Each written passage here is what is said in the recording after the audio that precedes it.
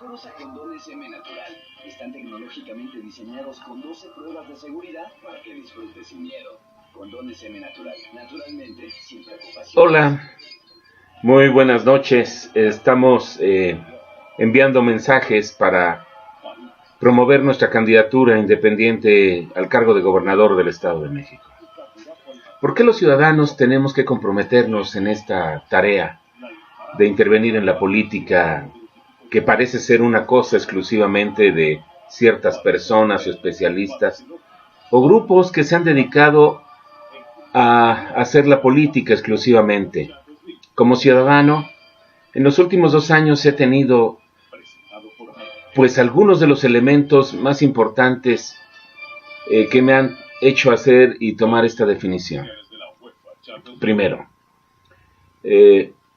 hace unos meses adquirí un automóvil y pues como todos con un gran esfuerzo, con una enorme necesidad de tener un vehículo para movilizarnos. Durante un año anduve en los micros y pues sí, había algunos choferes que eran amables, que hacían bien su trabajo, pero me tocaron otros. Tuve 2 choques. Uno de ellos me envió desde el asiento de atrás hasta adelante. Por fortuna no sufrí más que algunos golpes de menor magnitud. En otra ocasión, cuando iba bajando del micro, el chofer arrancó y caí, fui dando vueltas y el señor ni siquiera se paró a ver qué me había sucedido ni nada.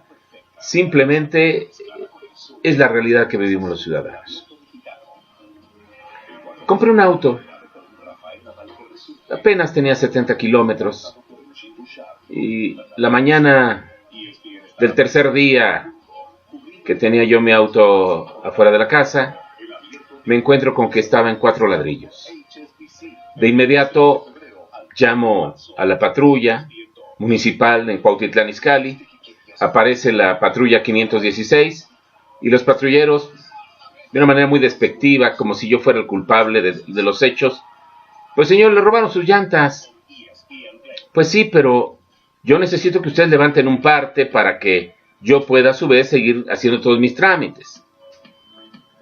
No vamos a levantar ningún parte, señor, ya es un asunto de la Procuraduría. No, es un asunto de ustedes, porque ustedes son una policía preventiva y ustedes debieron haber evitado que los asaltantes se llevaran mis llantas y mis rines.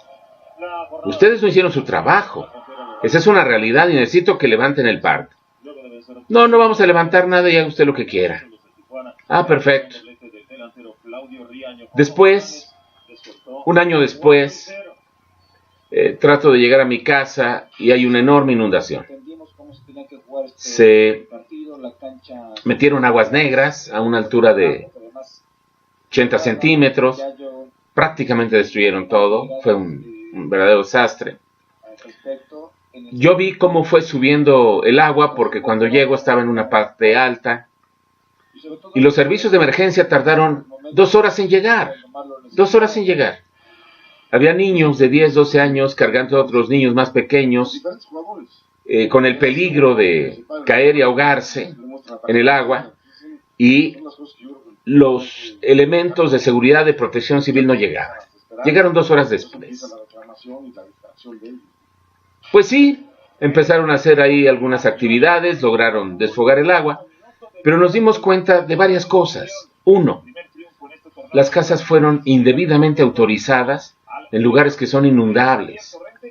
2, había un cárcamo, el cual no fue activado porque el señor responsable de esto por el organismo que nos dota de agua, que es Operagua, no prendió el cárcamo y lo dejó que se inundara aquí todas nuestras propiedades y más de 200 casas sufrieron daños graves. Cuando finalmente podemos entrar a la casa, andan los señores de protección civil sin darnos ningún tipo de instrucción, sin darnos ningún tipo de instrucción, ni de qué podíamos hacer, ni nada por el estilo. Tuvimos que dormir en los colchones mojados, con un hule encima, putrefacto todo el olor, y pues tuvimos que darnos a la tarea de limpiar nuestras propias casas. El daño fue terrible, casi 70,000 pesos. Después, en la materia laboral me encuentro con funcionarios estos del gobierno del Estado de México, que con todo descaro me dicen que las leyes se hicieron para violarlas. Me hacen tomar 2 cursos obligatorios y me obligan a ir a trabajar 16 horas al día, obviamente sin ningún tipo de compensación adicional, porque si no, iba a ser despedido o se me iban a quitar esas materias. Lo hice. No contentos con ello, me hacen un extrañamiento porque no participé, según ellos, en un simulacro contra temblores, cosa que hice durante mi horario en la mañana. Yo no hice el de la tarde porque no estaba en mi horario laboral y estaba apenas llegando a la escuela. Y entonces yo checaba a las 4 y camino al reloj checador, es cuando empieza a sonar la alarma y me dicen que no participé cuando estaba yo fuera de mi horario laboral. Hago mi demanda ante la Comisión Estatal de Derechos Humanos, meten un oficio diciendo que me van a dar en 3 días garantía de audiencia porque no me la dieron para el extrañamiento, violando la Constitución, y sucede que no han hecho nada. Ha pasado 2 meses y no me han dado la garantía de audiencia. Es hora que los ciudadanos intentemos entrar al poder y entonces nosotros que sí hemos sufrido todos estos elementos de los malos gobiernos, arrogantes, fatuos y en algunos casos ignorantes, porque en el caso de la inundación no sabían ni tenían elementos para poder orientar a los ciudadanos de cómo debíamos afrontar estas situaciones. Por eso estoy en esta carrera por llegar a una candidatura independiente, pero igual, estos partidos políticos diseñaron el formato de tal manera que no pudiéramos entrar. Primero, hay una omisión grave del Instituto Electoral del Estado de México. Estamos en una fase de recolección de información para los ciudadanos en el sentido de que firmen unas cédulas para que nosotros podamos acceder a la campaña. El INE y el IEM no hicieron ninguna difusión acerca de lo que estamos haciendo. Recolectamos firmas, pero el ciudadano cree que lo estamos afiliando a un partido o que está comprometiendo su voto, cosas que no son ciertas. Al firmar esa cédula, el ciudadano no se está afiliando con nosotros, ni tampoco está comprometiendo su voto. Esto hace que haya un rechazo y entonces los candidatos independientes pues no podamos recolectar los miles de firmas que nos piden. Por eso yo invito a los ciudadanos, en ese contexto de libertad, que nos den su firma, pero con esa firma no son parte de ninguna organización, ni tampoco están comprometiendo su voto.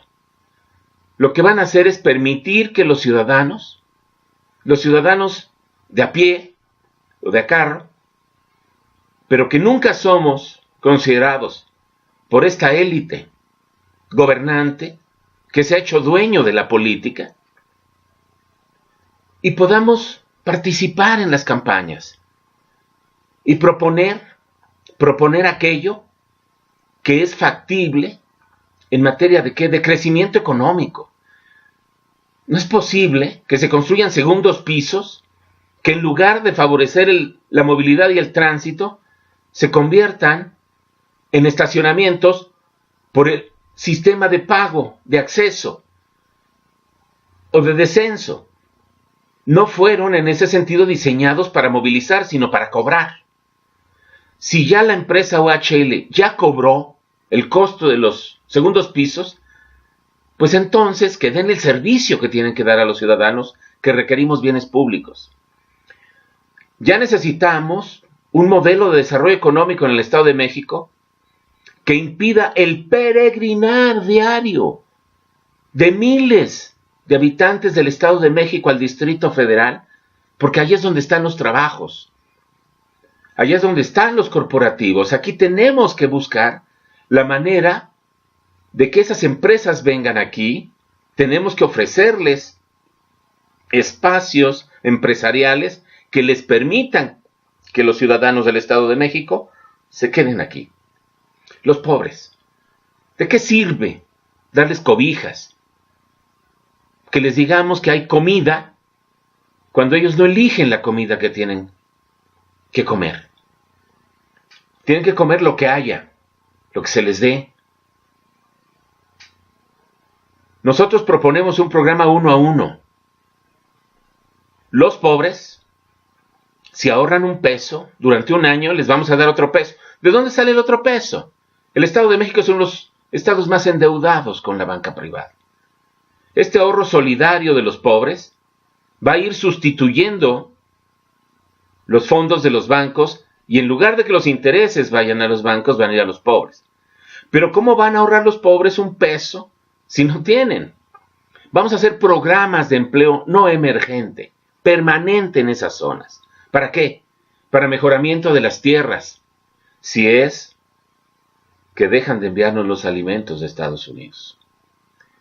También para mejorar los sistemas de drenaje, los sistemas de tratamiento de aguas, evitar las inundaciones y los daños que se les dan normalmente en las temporadas de lluvias, mejorar sus viviendas, mejorar en general los servicios que ahí existen. Si hay clínicas de salud, dejarlas bien equipadas, bien habilitadas, las escuelas también. Y entonces ese programa permanente le dará a los pobres en esas zonas un ingreso adicional.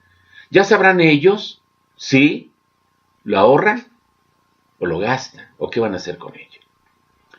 Por ello, los invito a que participen con nosotros y nos hagan ser candidatos a gobernador del Estado de México.